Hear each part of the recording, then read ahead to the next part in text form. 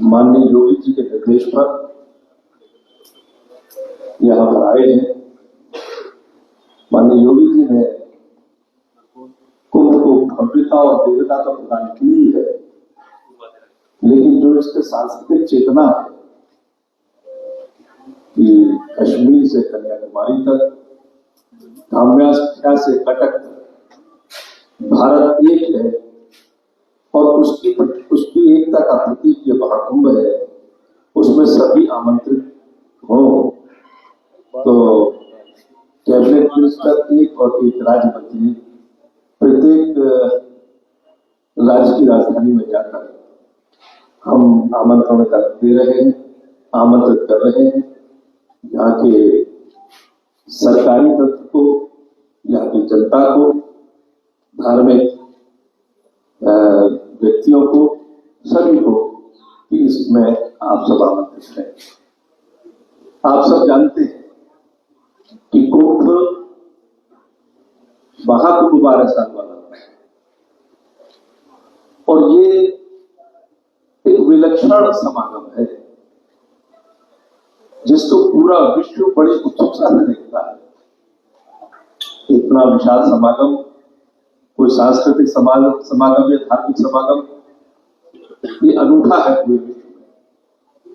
इसका प्रबंधन, इसमें आस्थाओं का जो सैलाब लगा हुआ है और सांस्कृतिक भावनाओं से सरोबार जनता आती है, ये निश्चित रूप से पूरे विश्व के लोगों के लिए एक उत्सुकता है, एक विलक्षणता है। जहां हम लोगों के लिए इसका पौराणिक महत्व है और धार्मिक आस्थाओं का प्रतीक है, वही राष्ट्रीय एकता का भी प्रतीक है, क्योंकि इसमें संपूर्ण भारत ही नहीं, विश्व में जहां भी सनातन प्रेमी रहते हैं, सनातन के से आस्था रखने वाले लोग रहते हैं, वो इसमें शिरकत करते हैं और अपनी धार्मिक आस्थाओं की पूर्ति करते हैं। प्रयागराज एक वैसे भी धार्मिक स्थल है जहां मां गंगा, मां यमुना, मां सरस्वती तीनों का संगम है। इस संगम स्थल पर यह इस बार आयोजन हो रहा है। महाकुंभ की विलक्षणता को देखकर यूनेस्को ने इसको मानवता की अमूर्त सांस्कृतिक विरासत कहा। इसकी अद्भुतता को देखकर इसको विलक्षण मानवता का अमूर्त विरासत कहा। ये मोदी जी के मार्गदर्शन में और योगी जी के नेतृत्व में इस बार बहुत ही बेहतर इंतजामात से, भव्यता तो इसमें है ही, दिव्यता तो है ही, भव्यता प्रदान की जाएगी। मैं आप सबको आमंत्रित करता हूं, आपके माध्यम से पूरे झारखंड वासियों को भी आमंत्रित करना चाहता हूं। इस दृष्टि से कल हम लोग यहाँ के माननीय राज्यपाल संतोष गंगवार जी से भी मिलेंगे, उनके माध्यम से भी जनता को आमंत्रित करेंगे। इसकी विलक्षणता के कुछ बिंदु में आपके सामने रखना चाहता हूं। जो प्रबंध सरकार कर रही है, 2019 में भी कुंभ हुआ था प्रयागराज में, और उसका प्रबंध तंत्र, उसकी भव्यता और दिव्यता आज तक जो पाया है उसकी योगी जी की सरकार के समय हुआ था, अब उससे भी बेहतर हो रहा है। उससे बेहतर क्या क्या इंतजाम हुए हैं माननीय योगी जी के नेतृत्व में और माननीय मोदी जी के मार्गदर्शन में, थोड़ा उसमें आपको प्रकाश डालूंगा।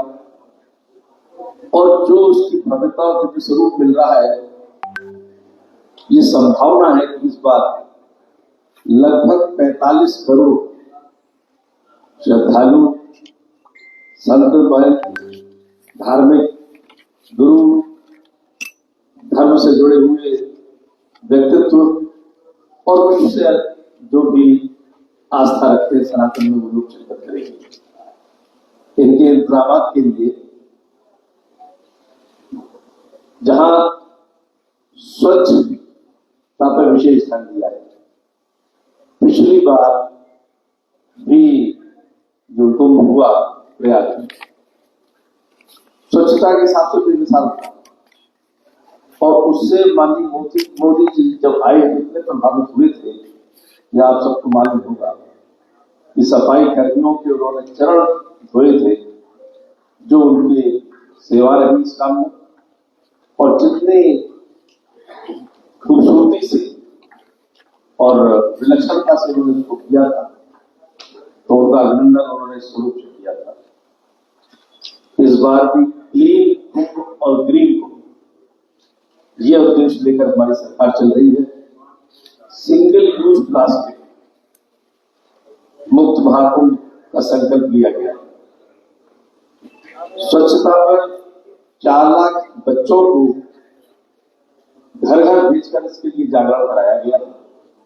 सरकारी तंत्र तो जुटेगा ही स्वच्छता के लिए, लेकिन आम जनमानस इससे जुड़े, इसकी व्यवस्था की गई है।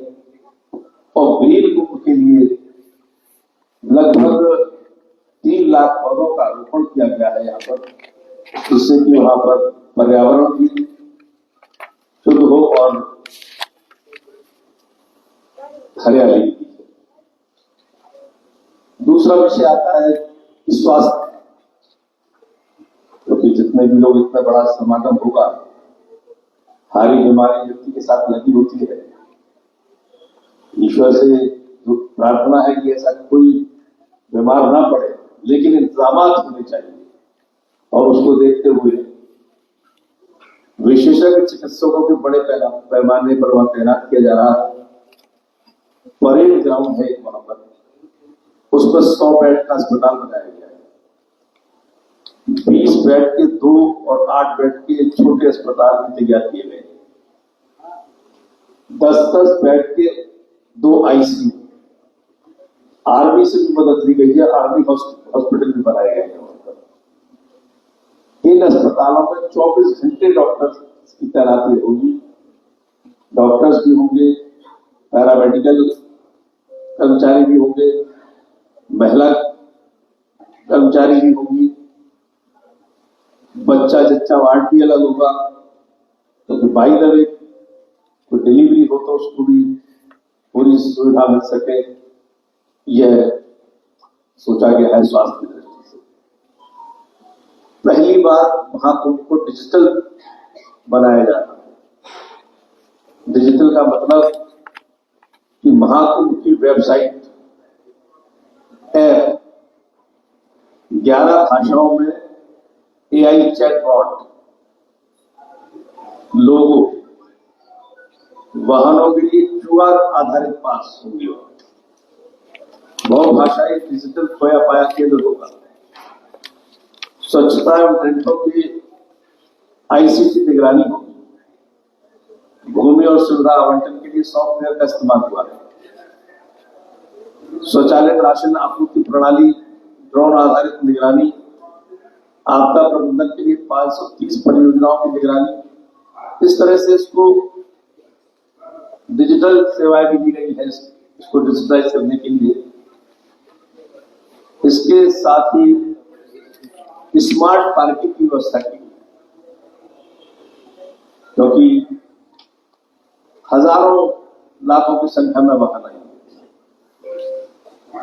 तो 101 स्मार्ट पार्किंग बनाए गए हैं वहां पर, जिनमें प्रतिदिन 5 लाख वाहन पार्क किए जाते हैं।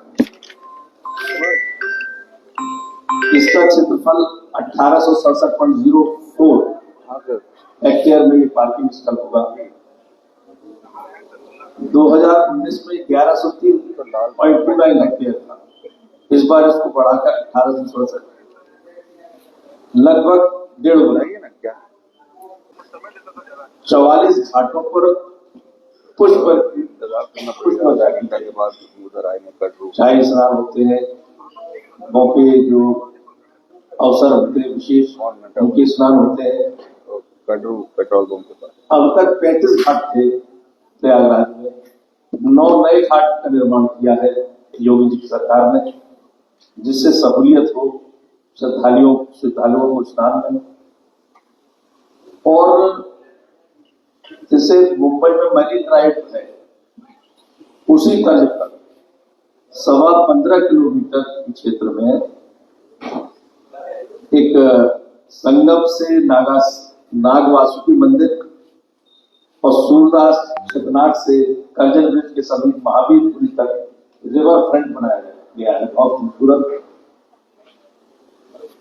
सीसीटीवी कैमरों को देखने के लिए 52 सीटर 4 सेंटर स्थापित किए गए। एट्रीब्यूट आधारित खोज है। 2025 में लगभग 45 करोड़ श्रद्धालुओं के आने की संभावना है। ये एक बड़ा कीर्तिमान होगा अपने आप में। कितने लोग आए हैं इसकी काउंटिंग कैसे होगी? तो एक तो एट्रीब्यूट व्यवस्था, एक लिस्ट बैंड, हर एक श्रद्धालु जो कुंभ के सर्किल में प्रवेश करेगा उसको रिस्ट बैंड दिया जाएगा कि कब वो प्रवेश कर रहा है, कितनी तारीख को प्रवेश कर रहा है, कब वहां से निकास हो रहा है, ये सब ट्रैकिंग हो जाएगी। मोबाइल ऐप द्वारा ट्रैकिंग, जीपीएस लोकेशन के माध्यम से ट्रैकिंग, तो सही आंकड़े आ जाएंगे कि इस महाकुंभ में कितने लोगों ने शिरकत की। अनेकता में एकता, भारत की विशेषता, इसका शाश्वत और समेकित जय घोष है ये महाकुंभ। ये मैं आपको बताना चाह रहा था। ऐसा दिव्य और भव्य जो आयोजन है, हमारी डबल इंजन की सरकार, मोदी जी की केंद्र में और योगी जी की प्रदेश में, ये दोनों मिलकर इस आयोजन को एक भव्यतम और दिव्यतम रूप से लाने के लिए कटिबद्ध है, प्रतिबद्ध है। मैं पुनः आप लोगों को आमंत्रित करता हूँ उसमें आने के लिए। धन्यवाद।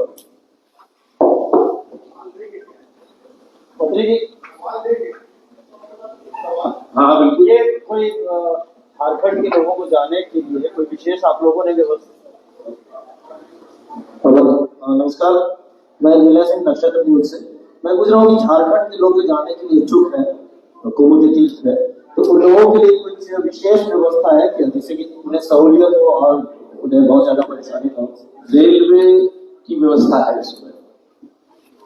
हर स्टेट से, स्टेट की राजधानियों से स्पेशल ट्रेन चलेंगी जो कि श्रद्धालुओं को प्रयागराज तक पहुंचाएंगी। ये एक स्पेशल व्यवस्था है।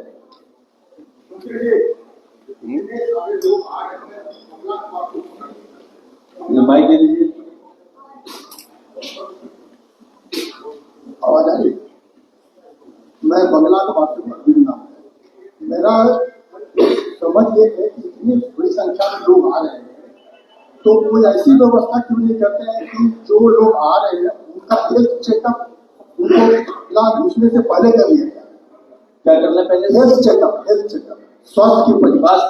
जी, ऐसा है, जो भी आता है कुंभ में वो अपना उसको एक अलिखित इंस्ट्रक्शंस होते हैं आज से नहीं तो शुरू से, ये अपना स्वास्थ्य चेकअप अपने जिले से करा के आएंगे। वहां पर भी अगर इतने अस्पताल होंगे, इतने व्यवस्थाएं होंगी, यदि वो चाहेंगे तो कर लेंगे, वरना 45 लाख करोड़ लोगों का चेकअप इस जगह कराने बैठ गए तो बड़ा। अगर कोई बीमार व्यक्ति अंदर होता है वो उसको स्प्रेड करता है, उस बीमारी की वजह से बहुत तेजी से फैलेगा।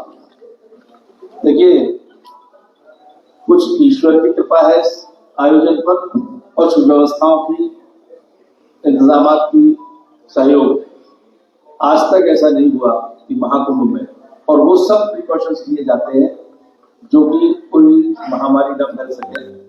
और आपके पास भी कोई ऐसा सुझाव हो तो आप हमको लिख के दे दीजिएगा, मैं माननीय योगी जी तक पहुंचाऊंगा। लगता है कि वो सार्थक है तो जरूर किया जाएगा। मतलब इधर जो भाई साहब की जवाब थोड़ा सा बताना चाहूंगा आपको। ये कुंभ कोई आज का नहीं है, ये सबसे दुनिया का प्राचीनतम मेला है। और उत्तर से लेकर दक्षिण, पूर्व से लेकर पश्चिम तक के लोग सदियों से वहां आए हैं और लाखों लोग आते थे। आज तक कभी ऐसी कोई बात नहीं। और अब तो इस समय जब से भारतीय जनता पार्टी की सरकार आई है, जो हम लोगों ने व्यवस्था वहां पे की है, तो आप अगर 19 का आप फिल्म देखे होंगे तो आपको बिल्कुल अलग ही नजारा नजर आएगा वहां पे आपको। और ऐसी इस प्रकार की कोई संभावना नहीं है। हम लोगों ने पूरा एहतियात रखा वहां पे। लेकिन पूरी आपकी आशंका सही है, लेकिन हम लोगों ने पूरी तरीके से तैयारी कर रखी है और काफी दिनों से तैयारी चल रही है। और उसका एक प्रमाण हम लोगों ने 2019 में दिया है और उसे बढ़ के बनता है। मंत्री जी, एक सवाल मेरा था इधर, क्या बोलिए ये आप पूरे देश में घूम रहे हैं और बता दे रहे हैं कि एकता वाला ये महाकुंभ है, तो जो अलग अलग राज्य के लोग वहां पहुंचेंगे उनके लिए क्या कोई ऐसा जगह है जहाँ वो रुके, या जिस झारखंड के लोग जाए तो पर्टिकुलर जगह में उनकी एक अलग व्यवस्था हो, उनकी सुविधाओं के लिए एक अलग सेंटर हो, अलग अलग राज्यों के हिसाब से? देखिए, जो पहली बात नहीं हो रहा है तो व्यवस्थाएं है। मैं आपको एक अपना पर्सनल उदाहरण दूं जो कि थोड़ा ऑफ द रिकॉर्ड बता दें। हमारी योगी जी की सरकार से पहले एक सरकार थी, मैं गया था, तब भी कुंभ हुआ था। मेरे पास तो कुछ है नहीं भाई। आस्था से गया था, एक धार्मिक आयोजन में गया, स्नान करके लौटा। लेकिन जो सैड एक्सपीरियंस हुआ वहां की दुर्व्यवस्था में, तो मैंने कहा अब तो आस्था की चला गया। जब योगी जी की सरकार आई तो बड़ा चर्चा सुनी कि बड़े अच्छे इंतजाम है। तो मैंने आपस में मित्रों से चर्चा की, भाई मैं तो एक बार होके आया हूँ, मुझे तो बड़ा परेशानी थी। बोले इस बार बड़े अच्छे इंतजाम हैं। मैं गया फिर तो 3 बार स्नान करने गया पिछली बार। अब तो उससे भी ज्यादा इंतजाम हो रहे हैं। और जो आपने बताया, बाकायदा हर स्टेट के लोगों की व्यवस्था है, हर जो वर्ग होता है हमारे उन लोगों की व्यवस्था है। तो व्यवस्था की दृष्टि से आप जब जाएंगे तो पाएंगे। इसीलिए मैं आपको आमंत्रित कर रहा हूँ स्पेशल, या आप आइए और आप देखिएगा उस व्यवस्था को। योगी जी का प्रबंधन और मोदी जी का मार्गदर्शन, इसका साकार रूप दिखेगा।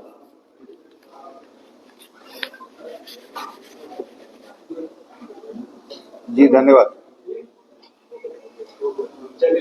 तो सर राय सर उनको बोलने दीजिए। राय साहब, देखिए, सबसे पहले तो मैं आपको बात करता हूँ और आपने जो समय दिया इसके लिए आपको बहुत बहुत धन्यवाद है। मैं एक बात, लोगों को चर्चा है कि हम लोग क्यों जा रहे हैं, क्यों निमंत्रण दे रहे सबको आने का। देश को आजाद होने से पहले जो राजा महाराजाओं द्वारा जो व्यवस्थाएं वहां की जाती थी, सारे वहां कैंप रखते थे, उनके हर रियासत का एक कैंप होता था। और उनके प्रयास, जैसा कि भाई आप पूछा था मेडिकल की बात, वहां उनके प्रयास वगैरह सब लोग होते थे कि उनकी जिम्मेदारी होती थी कि अपनी प्रजा को वहां ले जाए, कुंभ का डुबकी लगवाएं और उनको सुरक्षित वापस लेके आए। पहले होता रहा, हमेशा चलता रहा, सभी चलता रही। लेकिन देश को आजाद होने के बाद क्या ये व्यवस्था जारी रही? नहीं जारी रही देश को।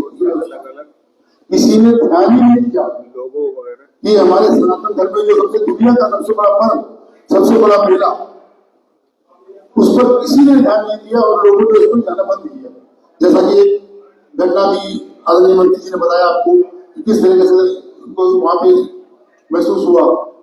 जब से हमारी सरकार आई और हम लोगों ने प्रयास किया कि जो हमारे सनातन, जो हमारी प्राचीन परंपराएं, जो हमारे पर्व हैं, जो हमारे आस्था के प्रतीक हैं, हम उनको पुनः वापस उनको जो है भव्य रूप में लेके आए। और उसको भव्य रूप में तभी लेके आएंगे जब आप सब लोग वहां पर आओगे। ये तभी संभव है, बिना आपके सहयोग के संभव नहीं है। आप लोग वहां पे आइए, जो हमारी प्राचीन सभ्यता, हमारी परंपराएं नहीं, जो हमारी सनातनी धर्म की परंपराएं नहीं है, उसको देखिए। आप अमृत रूपी जल में स्नान नहीं होता, उसको डुबकी लगाना होता है। और कहते हैं कि अगर आपने उसमें डुबकी लगा ली तो आपको मोक्ष प्राप्त हो गया। तो आप सब लोग आइए, वहां पे आपका स्वागत है और बहुत अच्छी व्यवस्था है वहां पे। बहुत अच्छा लगेगा आपको आने में और बहुत सुंदर भव्य दिव्य अलौकिक आनंद आपको आएगा। ये मैं आपको, इसका मैं वचन आपको दे रहा हूँ, क्योंकि 2019 जिन्होंने देखा है वो निश्चित रूप से इस बार आएंगे। आप लोग आइए वहाँ पे, स्वागत है। और हम लोग इसीलिए आए कि हमारी प्राचीनतम जो हमारी परंपराएं दी है वो आगे विरासत हमारी है, बची है। बहुत बहुत धन्यवाद।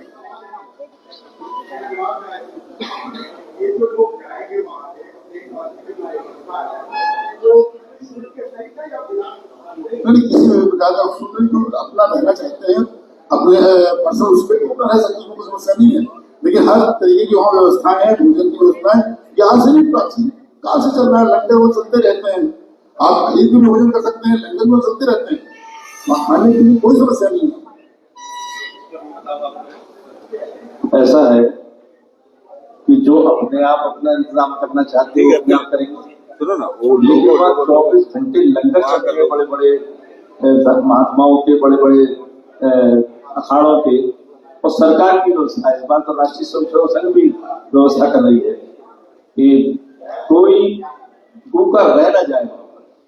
जिस तरह कोरोना काल मेरे नेता मोदी ने इंतजाम किया, डिजास्टर में मैनेजमेंट का मास्टर कौन हो सकता है, वो मोदी ने शुरू किया। कोई व्यक्ति ऐसे लॉकडाउन में भूखा सोया नहीं था इस देश के अंदर। तो इतना बड़ा एक धार्मिक आस्था का केंद्र है, इसका समागम है, इसमें कोई भूखा नहीं रह पाएगा।